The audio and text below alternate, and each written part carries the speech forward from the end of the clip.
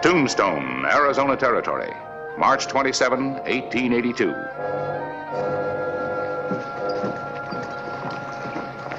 Hollister.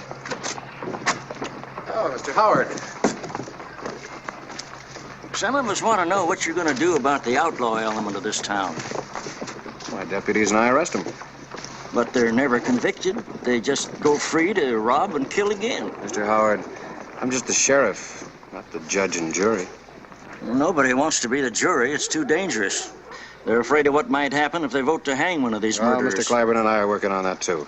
He's wired Washington for military protection for him. I hope we get some action.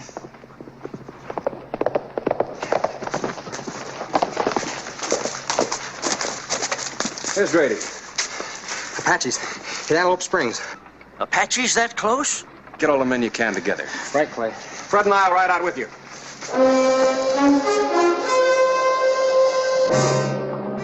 Sheriff Clay Hollister rode out with a posse to Antelope Springs, where the Apaches had made their attack.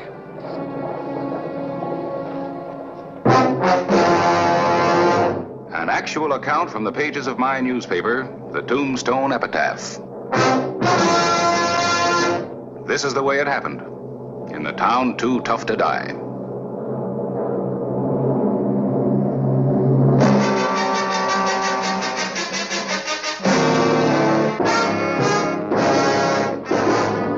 Tombstone Territory.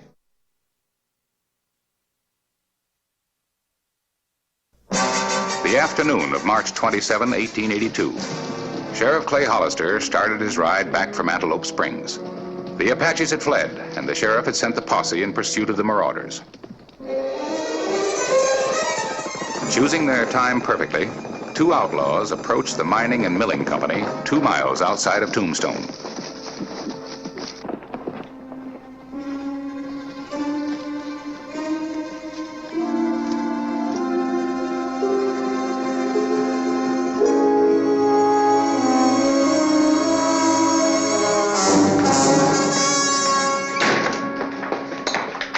Be obliged if you fill that.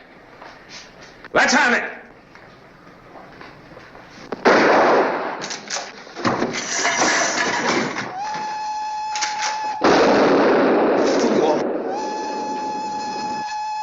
The miners will be coming for their money. Come on.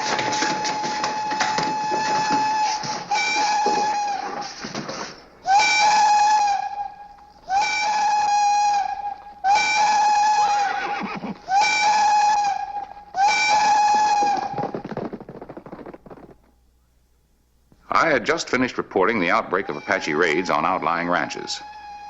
Checked my watch with the 5 o'clock whistle at the Tombstone mine. When the whistle continued, I knew it was an emergency.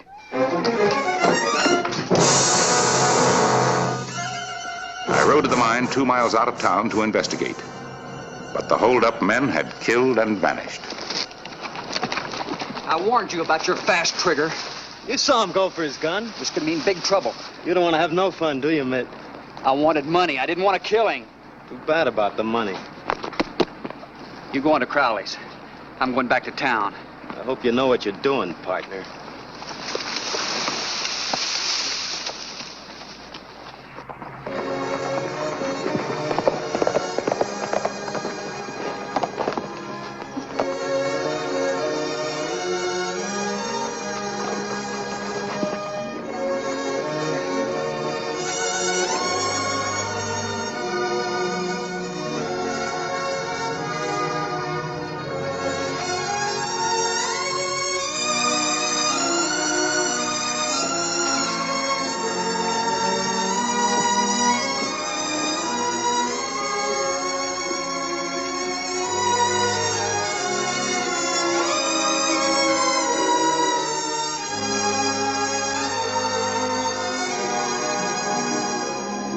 When I got back, the townspeople were demanding action.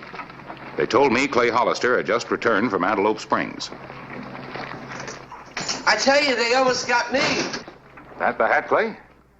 That's it, Mr. Clyburn. Not much to go on.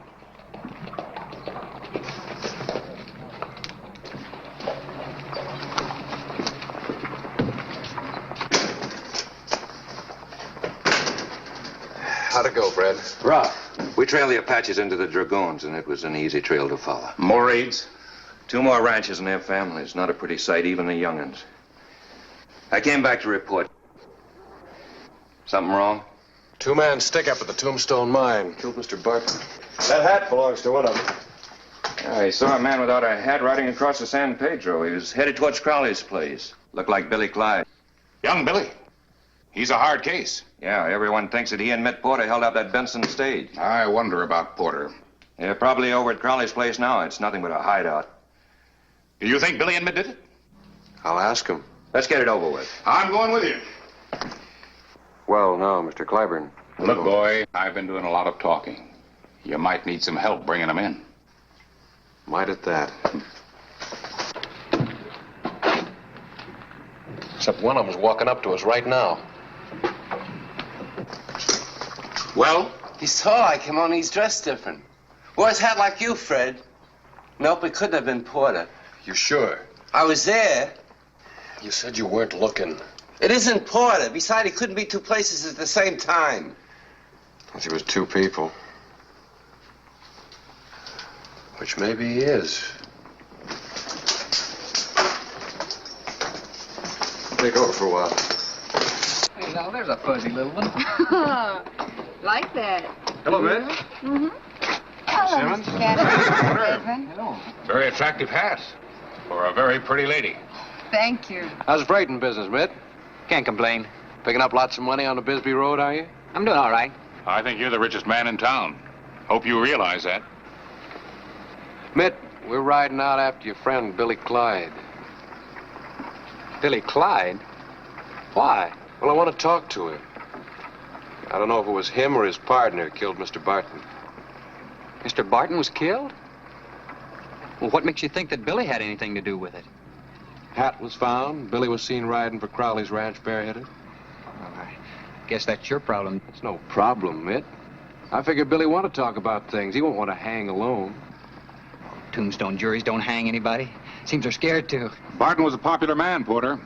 The town's had enough. You want to ride out with us, Mitt? Well, why me? We thought you might have some influence with Billy. Avoid another killing. When are you leaving? Ooh, about an hour. Mr. Porter's not riding with any posse tonight. We're going to choir practice. Fire practice? That's right. Choir practice. That it is, Mr. Claiborne.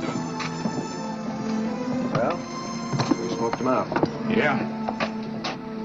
What's the matter, Mr. Clyburn? Something wrong? Yeah. I like that fella.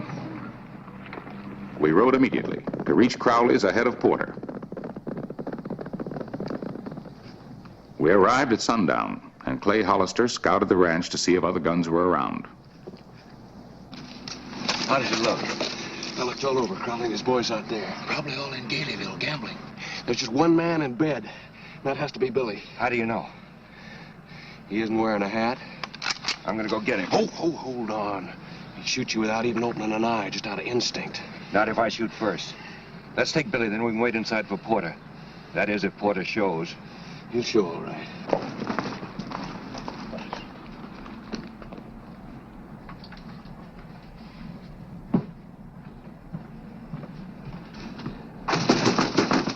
Open up, Billy. It's me, Mitt. Fred, maybe you better cover the back door. When you get up there, wait. I'll holler out and tell them they're surrounded. Wait.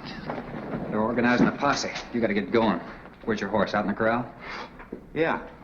I'll be halfway to Mexico before they get here. They wouldn't be coming, Billy, if you hadn't done that killing. Well, now, look who's preaching. I'm surprised you even come up here to warn me. That much I do owe you. But I don't trust you. I don't believe I heard rightly. You don't trust me? That's right. I figure if they get you near the end of a rope, you'll want company. What happens if you get caught? Then who talks? You could really hang me. But you won't. I think I'd better kill you now. You got the drop? That's right. You'd shoot? I'm bad, I admit it. You don't know what you are. Who is it? You're surrounded. Fool. Thought you were ahead of them. They said they weren't leaving for an hour. Over at me now, you're surrounded. Sure.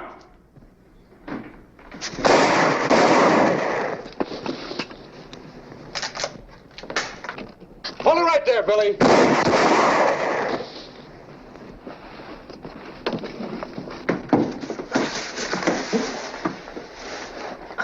I'll cover the back.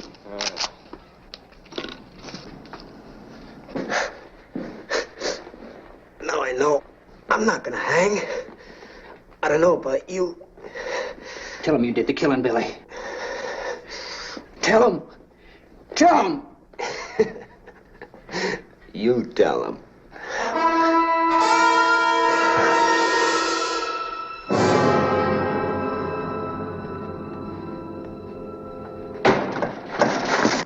Drop it.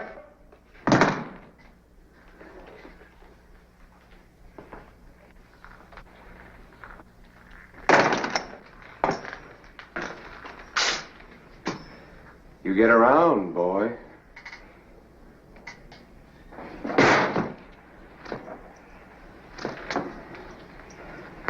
Fred Billingsley is dead. I didn't kill him.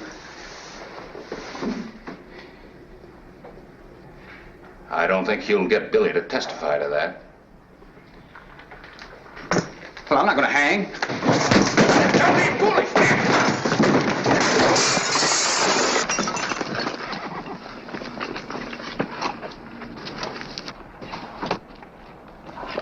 Mitt! Hold it, Mitt!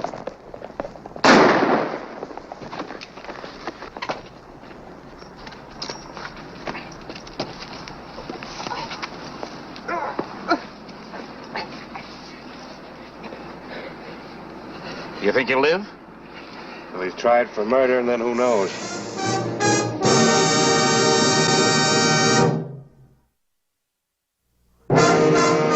March 28, 1882.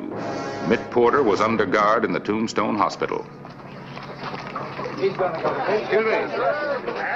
I'll have to ask you to check that gun, stranger. I'm just passing through. Well, make sure you do. Town's got rules. Rules? Yes, Mr. Warren? I knew this would happen. Porter's healing up in the hospital, waiting to go free like the rest. Fred Billingsley ain't healing up none. Those cowboys think they run this town. They do. Well, it's time something was done about it. You're right, Miss Bradbury. People are getting panicky. Yeah. Why didn't you and the editor kill Porter when you had the chance? He'll stand trial when he can get out of bed, if he ever can.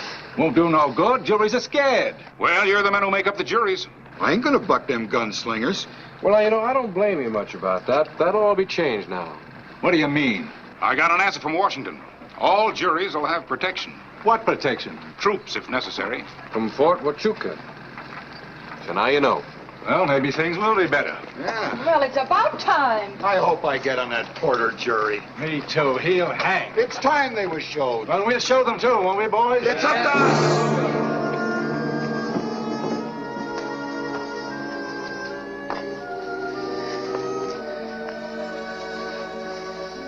Win, I'm terribly sorry. It's just that I got in so deep. You could have told me.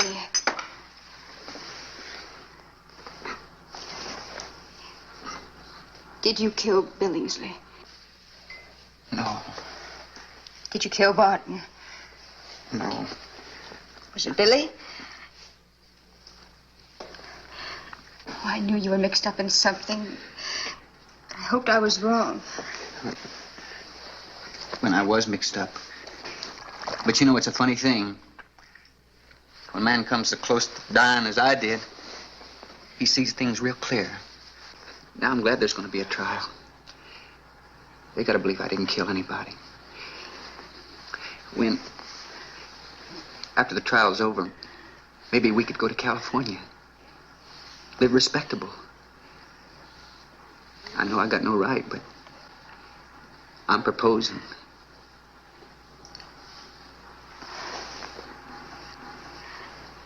I think you're delirious. I'm not going to kill him, lady. I'm his brother. I heard you were running in bad company. Stay out of this, Dave. I'm taking you back to Texas. He's staying. He's standing trial. Lady, a bloodthirsty jury can hang a man same as a lynch mob. I'm not letting them make an example out of my brother. Come on. No, Dave. Admit I heard them talking on the streets. They mean it. They want revenge. He's not going. If he stays, he swings. They're so stirred up they'll hang the first man they try. And it's not going to be him. I got horses, but I'll need some help getting him out of here, lady. Don't drag her in. You have a gun. If you use force, I'll have to help. I guess I'm forcing. You get his clothes? Everything all right in here? Couldn't be helped. Hurry up.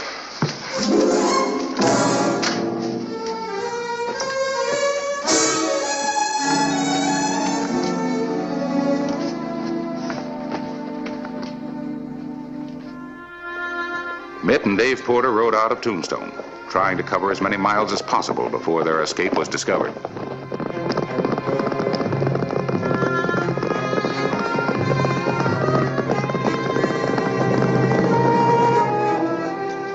They didn't stop to rest or eat as they sought refuge in the mountains.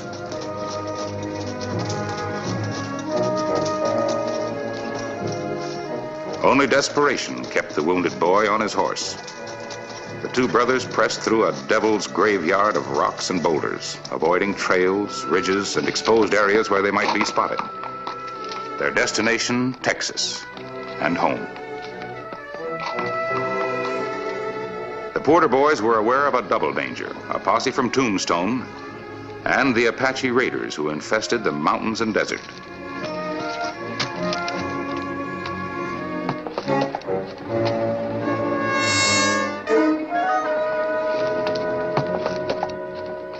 He wanted to stand trial, but his brother convinced him that he didn't have a chance. Look, it was his only way out. And I helped him.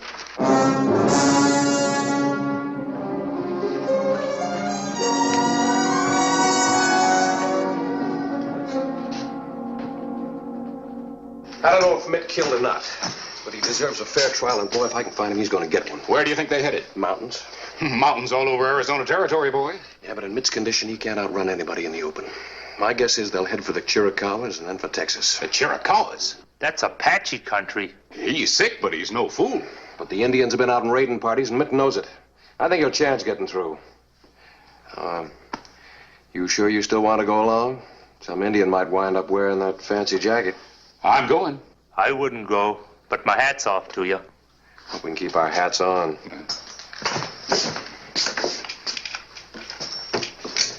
You're in charge, Sorehead.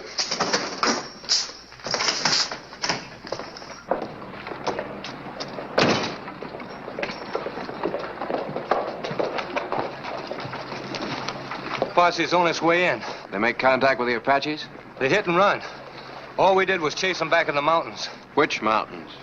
The Chiricahuas. The afternoon of March 28. Clay Hollister and I prepared for a long, hard ride and left at once. We didn't have time to wait for the posse. The Porter boys had a big head start, and we tried to close the gap before the going got rough. But we were slowed by the rugged foothills. Their trail told Clay they were still far ahead of us. They led us into hidden ravines and box canyons known only to Indians.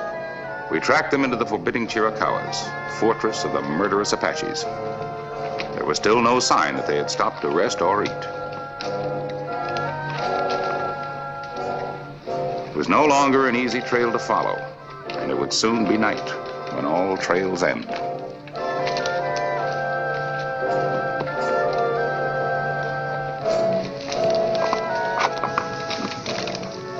The evening of March 28. Mitt and Dave Porter penetrated deeper into the Apache stronghold. The stars would soon be out, but which would be stars and which would be Apache eyes?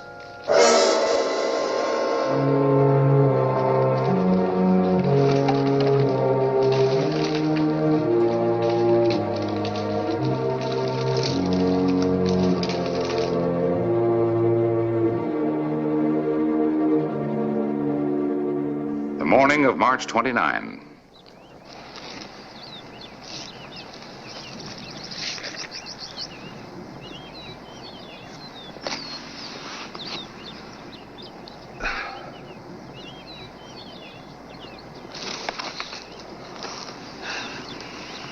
I'm still warm. You like eating something? No, go ahead.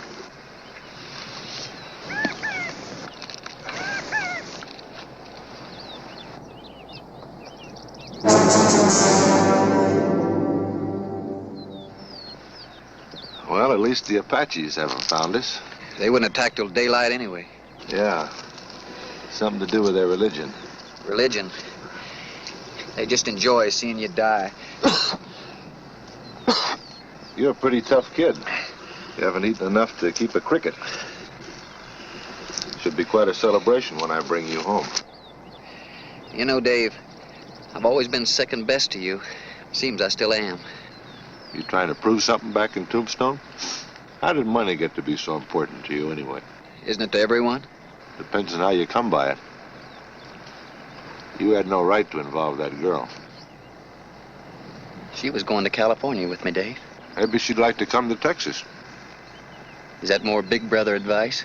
Well, I figured if she'd take over, maybe I could concentrate on a few problems of my own. Yeah, that's funny. I never figured you'd ever have any problems. But I like your solution. Well, it's a beautiful morning. Yeah. I wonder if it's a beautiful day in Texas.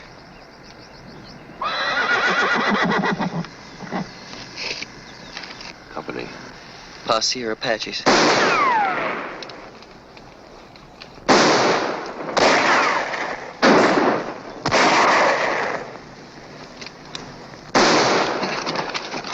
Are you hit? I don't think there's any new holes in me.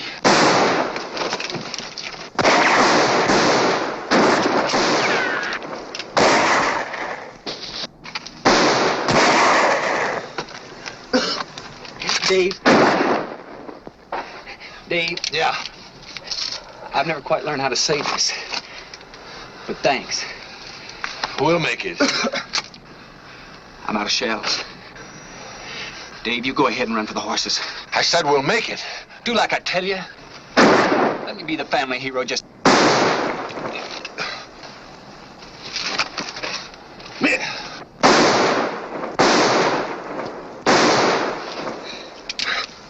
Miss?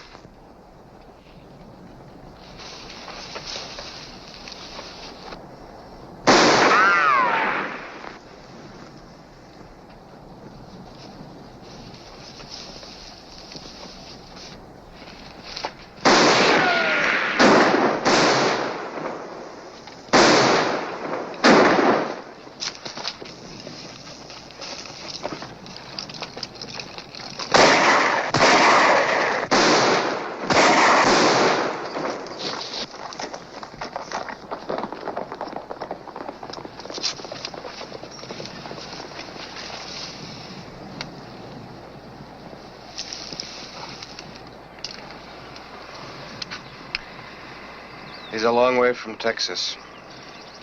How guilty was he? How guilty the town?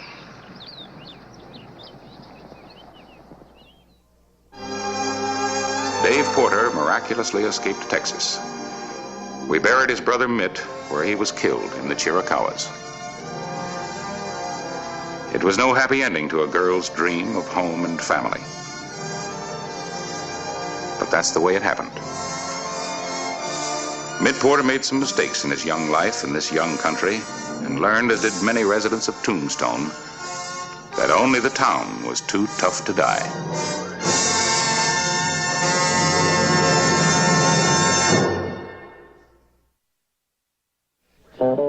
Whistle me up a memory, whistle me back where I wanna be. Whistle a tune that'll carry me to Tombstone territory.